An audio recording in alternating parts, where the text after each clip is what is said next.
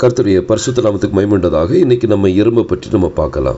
வேதம் சொல்லுது, நீதிமொழிகள் 6ஆம் அதிகாரம் 6ஆம் வசனத்தில், சோம்பேறியே, நீ எறும்பினிடத்திலே அதன் வழிகளை பார்த்து ஞானத்தை கற்றுக்கொள். இந்த எறும்பு அப்படிங்கிற வார்த்தையை குறித்து பார்ப்போம். எறும்புங்கிற வார்த்தைக்கு எபிரேய வார்த்தை நெமாலா அப்படின்னு சொல்லுவாங்க. இதில் 4 எழுத்து வரும். நூன், மெம், லேமட், ஹே. இந்த கடைசி எழுத்து ஹே நீங்கள் பார்த்தீங்கன்னா அதை ஏன்ஷியன் ஹீப்ருவில் ஒரு மனிதன் கையை உயர்த்தின மாதிரி இருக்கும். அது ஒரு மனிதனை குறிக்குது. அடுத்தது முதல் 3 எழுத்து நெமால் அப்படிங்கிற வார்த்தை எடுத்திங்கன்னா அது விருத்த சேதனம் அப்படின்னு அர்த்தம். ஸோ விருத்த சேதனப்பட்ட ஒரு மனிதன். ஸோ எறும்பு அப்படின்னு சொல்லும்போது விருத்த சேதனம் பண்ணப்பட்ட ஒரு மனிதனை அங்கே சுட்டி காமிக்குது. விருத்த சேதனம்னா என்ன? விருத்த சேதனம் நான் மாம்சத்தின்படி செய்யப்படுகிற விருத்த சேதனை பற்றி நான் சொல்லலை. ஏன்னா பவுல் அதை பற்றி சொல்லும்போது சொல்கிறாரு, கலாத்தியர் 6ஆம் அதிகாரம் 2ஆம் வசனத்தில், இதோ நீங்கள் விருத்த சேதனம் பண்ணி கொண்டால் கிறிஸ்துவினால் உங்களுக்கு ஒரு பிரயோஜனமும் இராது என்று பவுலாகிய நான் உங்களுக்கு சொல்லுகிறேன். இதில் மாம்சத்தின்படி விருத்த சேதனை பற்றி சொல்கிறார். மாம்சத்தின்படி விருத்த சேதனம் பண்ணினால் கிறிஸ்துவினால் உங்களுக்கு எந்த பிரயோஜனமும் இல்லை. அப்போ இவர் எந்த விருத்த சேதனை பற்றி நம்ம பார்க்கணும் அப்படின்னா, ஆவிக்குரிய ஒரு விருத்த சேதனம், அதாவது பரிசுத்தாவியினால் செய்யப்படுகிற ஒரு விருத்த சேதனம். வேதம் சொல்லுது, ரோமர் 2ஆம் அதிகாரம் 29ஆம் வசனத்தில், உள்ளத்திலே யூதனானவனே யூதன், எழுத்தின்படி உண்டாகாமல் ஆவியின்படி இருதயத்திலே உண்டாகும் விருத்த சேதனமே விருத்த சேதனம். ஸோ ஆவியின்படி இருதயத்தில் உண்டாகும் விருத்த சேதனம் தான் விருத்த சேதனம். இப்படிப்பட்ட ஒரு மனிதன் கர்த்தர் சோம்பேறி பார்த்து சொல்கிறாரு, விருத்த சேதனம் பண்ணப்பட்ட ஒரு மனிதன், ஆவிக்குரிய விருத்த சேதனம் பண்ணப்பட்ட ஒரு மனிதனை நீங்கள் பார்த்து உங்கள் வழிகளை கற்றுக்கொள்ளுங்க.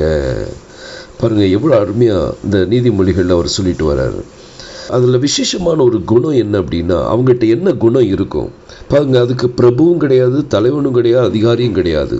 அப்படி இருந்தும் கோடை காலத்திலே தனக்கு ஆகாரத்தை சம்பாதித்து, இந்த ஆகாரம் அப்படிங்கிற வார்த்தைக்கு எபிரேய வார்த்தை லெகேம். லெகேம்னா அப்பம். மனுஷன் அப்பத்தினாலே மாத்திரமல்ல, தேவனுடைய வாயிலிருந்து புறப்படுகிற ஒவ்வொரு வார்த்தையினாலும் பிழைப்பான். அந்த ஆகாரம் வார்த்தை தான் ஆகாரம் அவனுக்கு. இதை கோடை காலத்தில் சம்பாதித்து வைக்கிறான். அப்போ வார்த்தைகளை சேர்த்து வைக்கணும், அதை சம்பாதிச்சு வைக்கணும். அறுப்பு காலத்திலே தனக்கு தானியத்தை சேர்த்து வைக்கிறான். இது வின்டர் சீசனில் குளிர்காலத்தில் பயன்படுவதற்கு, அறுப்பு காலத்துலேயும் இந்த வெயில் காலத்துலையும் என்ன செய்யணும், இந்த வார்த்தை என்ன செய்வாங்க, சேர்த்து வைப்பாங்க. அந்த வெளிப்பாடுகளை சேர்த்து வைப்பாங்க. ஒரு குணம் இது எறும்பின் இடத்தில் நீங்கள் கற்றுக்கொள்ளலாம். யார் உள்ளத்தில் விருத்த சேதனம் பண்ணப்பட்டிருக்காங்களோ அவங்க தேவனுடைய வார்த்தையை சேகரித்து வைப்பாங்க. ஏன்னா அவங்களுக்கு ஆகாரம் உண்டாகும்படியாக. இன்றைக்கி நீங்கள் எவ்வளவு தேவனுடைய வார்த்தையை தியானிக்கிறீங்க, எவ்வளவு உங்களுடைய உள்ளத்தில் நீங்கள் சேர்த்து வச்சுருக்கிறீங்க, இந்த எறும்பினிடத்தில் போய் கற்றுக்கொள்ளுங்க. எறும்பு என்னது? நெமாலா.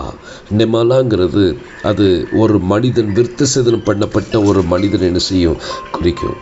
இன்றைக்கி உங்களுடைய வாழ்க்கையை நீங்கள் சிந்திச்சு பாருங்கள். இன்றைக்கி நம்மளுடைய வாழ்க்கை எப்படி இருக்குது?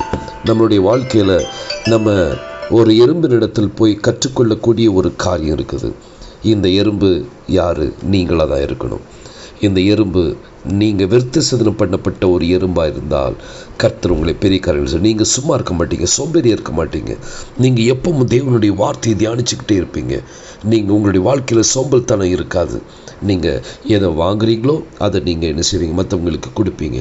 சேர்த்து வைத்து மற்ற எறும்புகளும் அதை சேர்ந்து சாப்பிடும். கர்த்தர் உங்களை ஆசீர்வதிப்பாராக. ஆமேன்.